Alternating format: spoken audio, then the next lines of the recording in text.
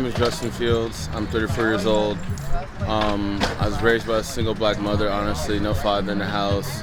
I was raised with my grandfather was albino, born in 1932, moved to Libertyville, so he dealt with segregation in his life as well.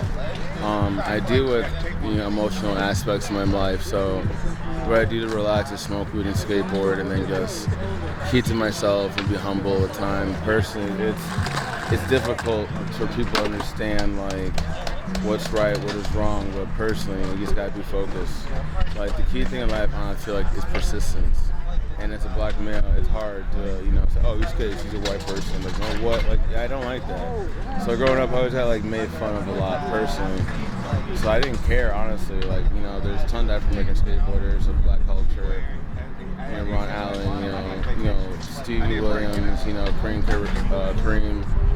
I've been skating since 1999, since the first time I came out. So just trying to be the best man I can be and be better all the time and improve myself. If you think about it, when you hit yourself on the ground, you're like, I gotta get back up. So it's life. That's how I feel like it is personally when you skate. It's life, and it's what it is. The energy that comes with it, when you're on the breeze and you're zen. You're absolutely zen when you're on the board, the wheels, the music, the vibe, the energy, the vibrations. When you feel that cement and between the wheels, good catch. You feel free. You're like a wing. It's like you're just free all the time, personally. Not good. Everybody's good in their own way, personally. That's the thing about skateboarding. It brings you're not judgmental of someone's style. So it's not judgmental. It's like, you think about it, cultures collide with skating as well. I'm on Instagram, I'm part of the Ugandan skateboard follow, so it's international now. It brings people together. So personally, it's like, you make someone good, it's not a question, because you don't judge each other as anybody. So I'm passionate about doing the right thing personally. I'm very passionate about, love, fighting a woman in my dreams, kids, family. I'm single, I'm 34, I have no kids, so it's just it's different.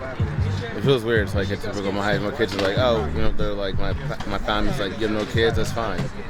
But in my life, I want kids. I want to have a lot of money. I want to be successful, but I want to be humble, that's the dream for myself, is to have kids and be a good African American and be a good leader, or maybe a good role model in any humbling aspect I can provide. Where I start off? I'll let you show us gas as fuck. All right, the food, the weed, the energy, the air. Here's a lot cleaner out here. Where I'm from, the skate park, the people, the culture, the vibe. Everything is great. The food, the energy, the unity of every culture, sexuality, whatever it is. It's fucking dope out here, and the food's gas. I like the weed out here. I'm a pothead. I'm 34. I'm grown as fuck. I can tell you what to say, but the weed's gas. The cops not too bad out here. Seems always going to be there personally. The key thing, I feel like, if you're African American, you just gotta stay out the way and be quiet, because that personally, there's a story I tell you. So I think you see a scar. I have my glasses on, but there's a scar. So about this, right? That was just cops, personally. Tattoo? No, there's due to cop involvement. I actually have a pending lawsuit I got to take care of in Lake County. Long story short, I died because of the cops, and I deal with issues with PTSD. And as a black male, I still dealt with it. And I learned that, there's always going to be tension in there. There's always. But the best thing is just keep your head low while you're around them. Don't try to touch you, because they're going to mess you up as a black male. But I know things sometimes are different, but I feel like there's mildly tension. It's nothing to be worried about, but at the same time, it's still going to be there. It always going to be there, personally. It's would you rather, just play the game and leave it alone and be like, I'm screw this, I'm not going, or you just make haste and make life harder? I know it's gonna suck for a little bit, but it's better. It definitely is a lot better than it used to be. I can guarantee that. Think about it. You think about life is evolving, and that's my point. My point is that it's evolving. Life is evolving. It's rotation. It's persistence. always going to be there. But the more you evolve, the better you become. And that's the same thing for cops, same thing for EMDs, PMDs. Like everything's changing. Think about it. Like we had a black president, was pretty dope. That's like pretty sick. I like that. Obama. We came a long way, but it's just evolving. You gotta stay positive in these times. It's very hard in these times. You gotta stay positive. Positive energy that comes out of people in Chicago. The bird life will be in Chicago. And hopefully, we can rest of the world, I guess. I hope I got that.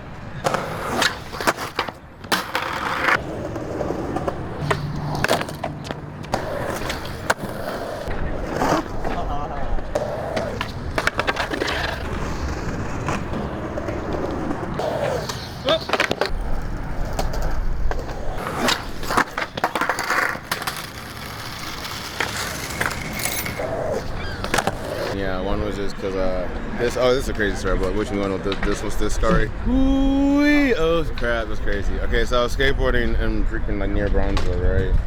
And when I was skateboarding in Bronzeville, I got hit by a car, and I had a misdemeanor misconduct warrant. All right, and this is no cap. I cannot make this up. All right.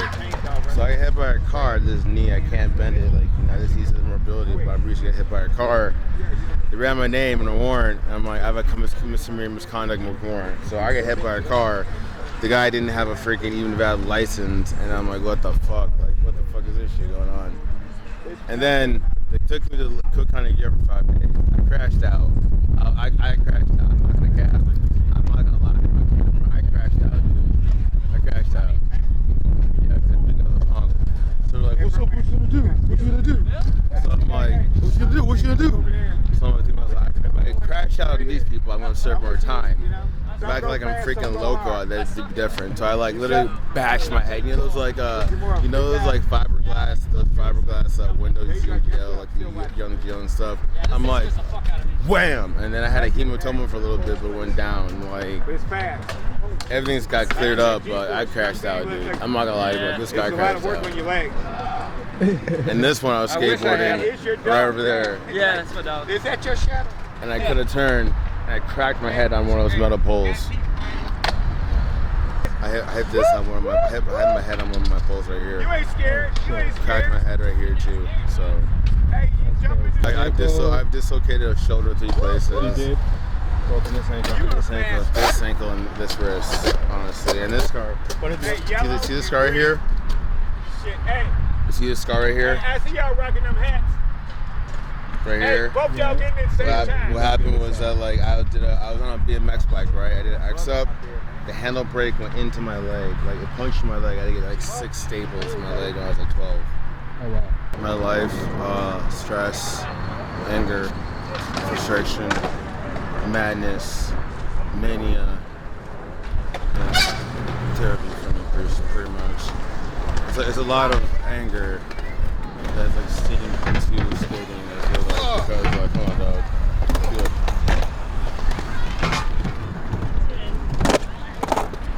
I'll be for real. A lot of anger. I feel pissed off a lot. I got a lot of stuff in my mind. I just jam out and skate personally.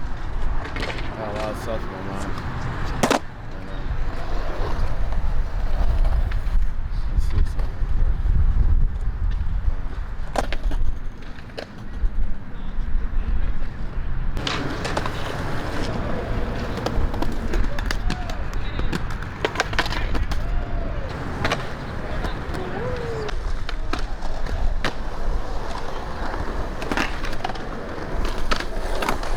My name is Javier Ponce. I'm 26. I've been skateboarding at Wilson since I was 10.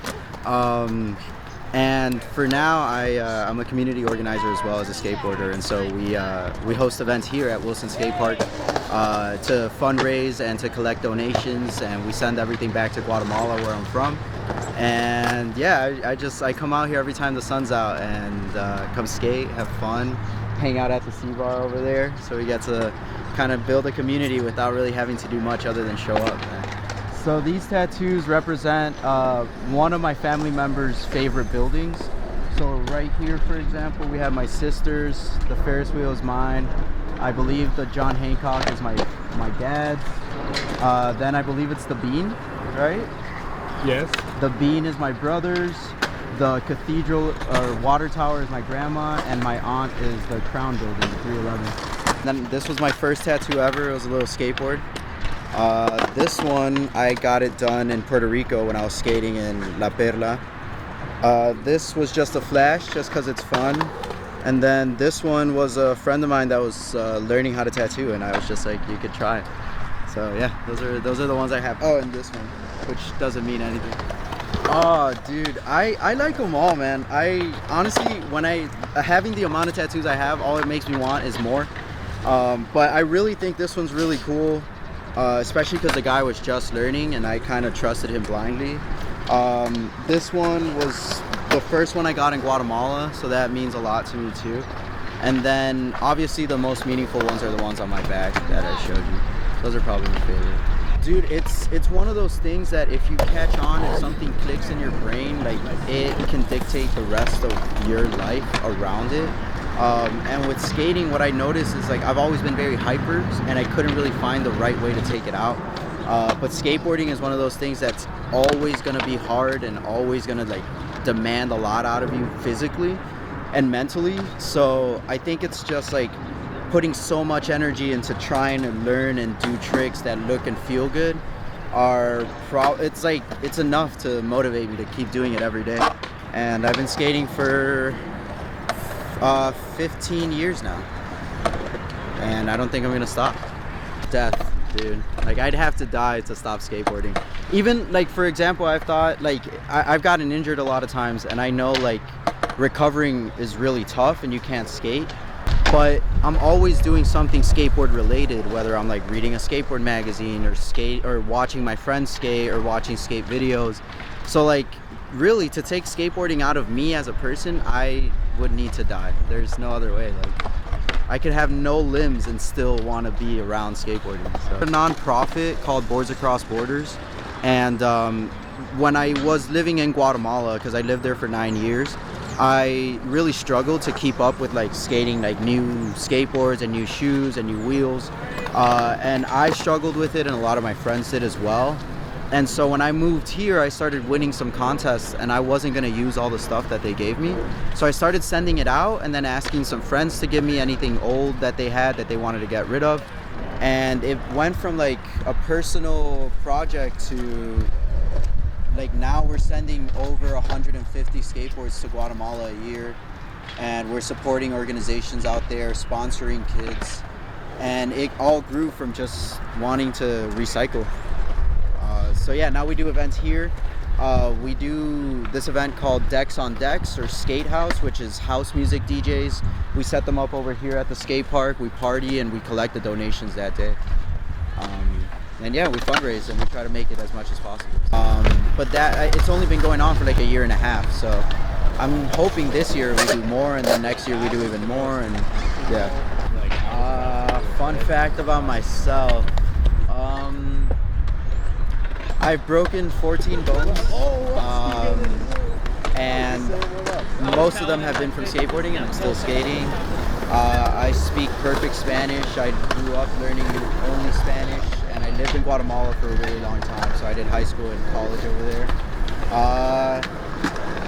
And yeah, man, I live every day like a birthday. I think that's one of my favorite things to do and say. If I live every day like my birthday, I know I'm having a good time every single day. So.